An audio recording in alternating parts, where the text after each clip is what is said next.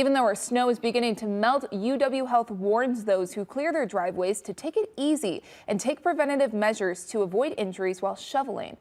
Leaders with the hospital say it's seen an uptick in wrist fractures, tendinitis, and even amputations to hands. These winter months, many of these accidents happen from exhaustion while shoveling heavy snow and a lack of protection.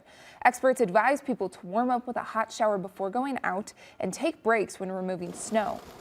Definitely take care of your neighbor in these times. You want to make sure that you're protecting not just yourself and your own family, but anyone that might be walking or running or strolling by your house too.